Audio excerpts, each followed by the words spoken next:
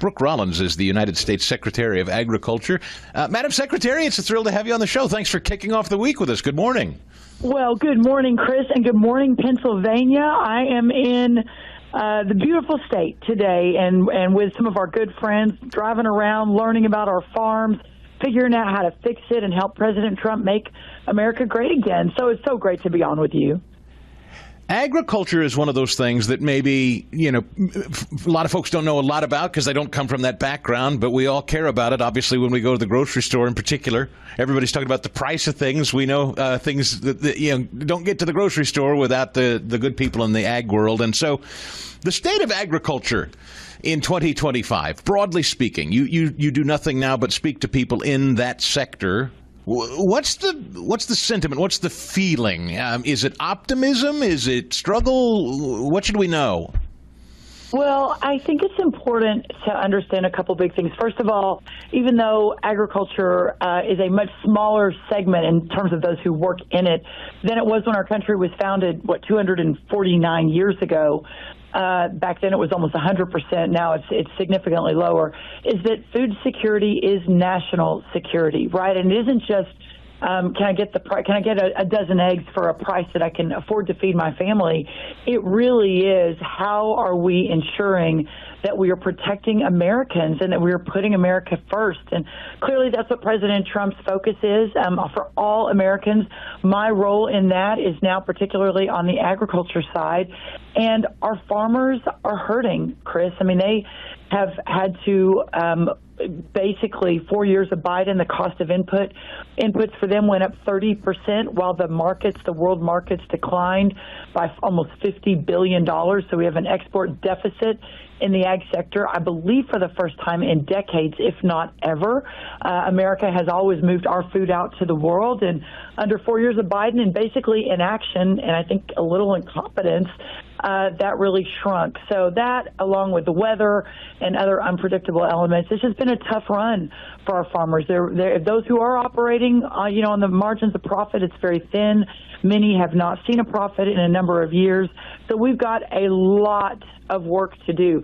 Having said all of that, the sector that has supported President Trump in the biggest numbers is our farming, our ranching, and our rural communities. That's almost 90% in the last election. So he knows those are the people, we are the people that have been with him since he came down that escalator, and he has said over and over, I've got your back to the farmers. So I'm encouraged, even though I understand this period of uncertainty is perhaps a little bit tough for this sector, but we're working night and day to fix it. Brooke Rollins, our Secretary of Agriculture in the United States. And Secretary, the subject of China buying our farmland has always been an intriguing one to me. Is that strictly a financial thing? Chinese come to the country and they put an unbelievable amount of money on the table to purchase acreage, and that's why it has been snapped up to the degree it has been. And should that be illegal in the United States? That is, that China specifically be able to purchase it, in your view? Well, this is a major, major issue. And I think to see the pervasive influence of China in everything we do. I mean, you've heard President Trump really raise this flag before anyone else, most anybody else, certainly running for political office. All those years ago when he came down that escalator in New York, he was talking about China and the threat of China. You've now heard, we've got, I believe, an amazing cabinet. Secretary Rubio, Secretary Hegseth, all my buddies talk about this from a military perspective, from a trade perspective. But on the farmland, it is extremely concerning. And it happened really without anyone paying too close of attention. But today, China owns more than 350,000 acres across the country. And now the other states, it's funny, I worked on this when I was running the America First Policy Institute in the 4-year interim between Trump 1 and Trump 2.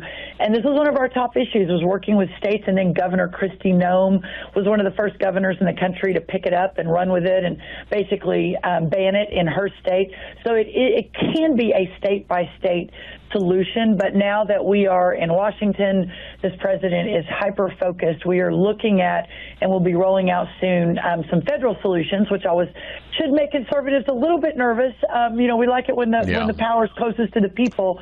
But at the end of the day, I believe, that this is such a potential national security threat, but also a threat to our agriculture sector, that we're going to be making moves on it soon. I know tariffs are a huge subject, but broadly speaking, if we truly leveled the playing field, Madam Secretary, and let's just say there were no tariffs on anything, we didn't pay any and nobody paid any either, our ag sector, in terms of its output and sales to the rest of the world, what would happen?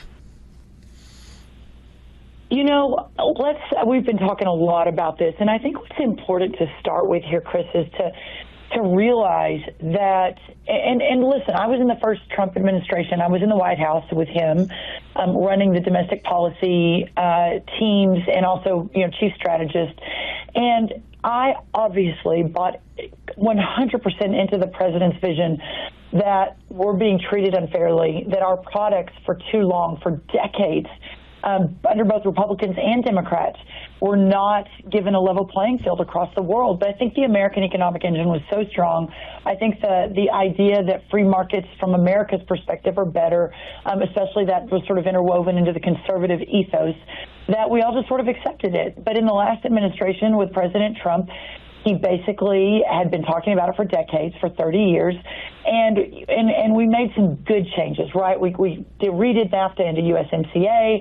We had a China Phase 1 deal. I mean, he was working so hard until I got into this job 3 months ago officially, but got the call November 23rd from President Trump about it. I've really steeped myself and dug into exactly what that unfairness looks like.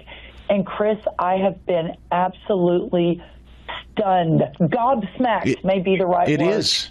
It's stunning, Madam Secretary. And may I? And the root of my question is, if we didn't pay 250% on dairy to sell to Canada, would our net output? What I'm saying, would we see the ag sector explode if we didn't have to pay that kind of tariff to other countries to do our business? I would think it would. Yes. 100% and 700% from Japan on our rice and 20% from Brazil on our corn, on our ethanol. And it isn't just the tariffs, it's the non-tariff trade barriers.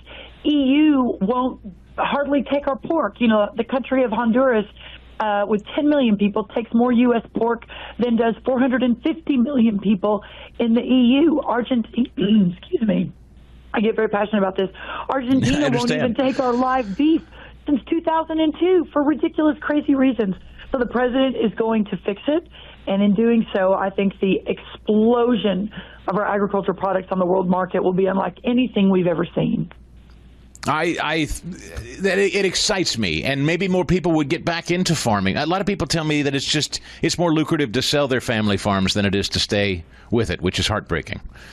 Well, the average age of the farmer in America is 58 years old. It's almost impossible to break in under current numbers and loan structures, et cetera. So we're going to really be focusing how to revivify and basically ignite a new wave of people who are excited to live and move to rural America and farm. But we've got a lot of changes we need to make to get there.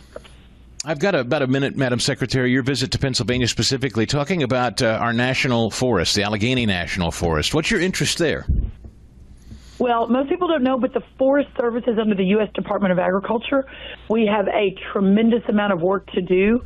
Our forests for too long have basically been held hostage by the left. We have not been able to, ensure they're strong and healthy. We can get in there and clean them up. The Forest Service itself is, Joe Biden hired thousands of new people on his way out the door, which we're still trying to figure out what and where and the contracts that were granted, et cetera, to realign the USDA mission around how do we make sure our forests, and one of the most beautiful in the country is the Allegheny, how do we make sure it's strong and thriving and that we, open it up for use, but and preserve it and conserve it at the same time. So I'm excited to be in Pennsylvania. We're visiting a bunch of farms. I've got a dairy this morning talking about banking per your question on the farmers and getting more farmers in, and a couple other stops along the way. So I couldn't be happier to be here in your beautiful state. some of the most beautiful farmland you're ever going to see is Lancaster County specifically. There's much more all over the Commonwealth of Pennsylvania, but Lancaster County is just beautiful. And anyway, not Governor, Secretary, Madam Secretary, welcome to Pennsylvania. It is great to talk to you this morning, ma'am. Oh, Chris, you too. Thanks so much, and I'd love to come back anytime. Love Pennsylvania. The Chris Stigall Show podcast.